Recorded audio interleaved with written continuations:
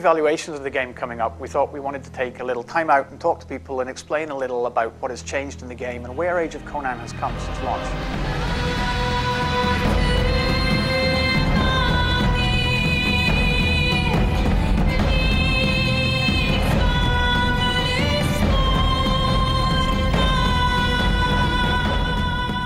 We took a look at the player feedback through all the channels that we had, through our forums, through the press, and through speaking to players directly, playing on the live servers and seeing what the state of play was in the game.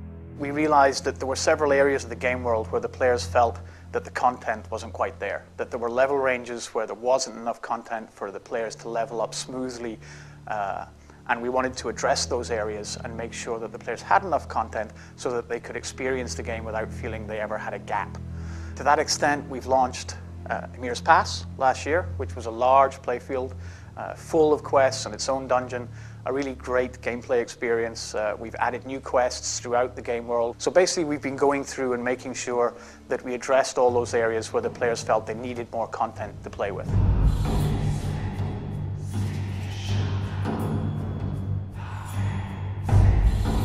So for example, when we revamped Black Castle, we decided to try and focus on teamwork. We wanted this to have a team going inside this dungeon, have it a bit of an Indiana Jones experience for this dungeon, and feel that we really had to work together. They had to be cooperative and enjoy this as a team. Not only throughout boss fights, but actually throughout the dungeon to be able to go through each of the rooms. There are loads of traps and loads of things that they need to figure out, loads of things that, you know, requires some certain abilities from certain players that others actually cannot do, and each of them will actually find their own strength within this dungeon as we play through. What I get the team to, or ask the team to focus on, is very much on always asking the question, is it fun? Remembering that the players are here for a reason and that we have to make the content fun, interesting and dynamic for the players. If we can get that right, everything else kind of slots into place after that. The players were a lot happier with the dungeon after the revamp compared to the way it was just after launch. And it actually gave us a bit of support knowing that we were going in the right direction. We were actually doing things that the players wanted to see and that people enjoyed playing. And this is something now we really keep in mind. It's good when the players actually tell us when we're doing things right, because we're going to try and do it a lot more in the end.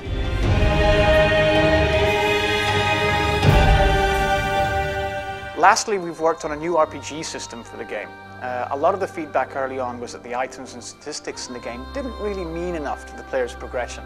They didn't feel that there was enough of a motivating factor there in how the items and statistics played together to allow players to develop their character. So with that in mind, we developed a whole new RPG system so that the items and statistics that you see on the live servers now are much more meaningful to the player, and they're actually able to feel a sense of progression as they gain levels and gain new armor and items and weapons as they move along.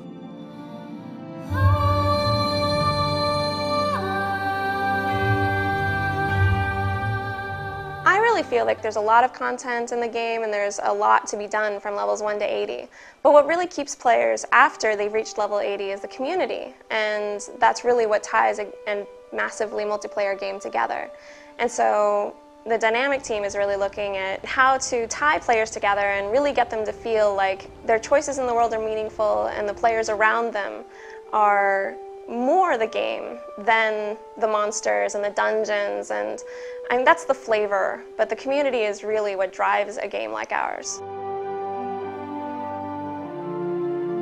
I think we're definitely seeing a positive trend in how the players are reacting to the game. I think the players are acknowledging the hard work that the team are putting in.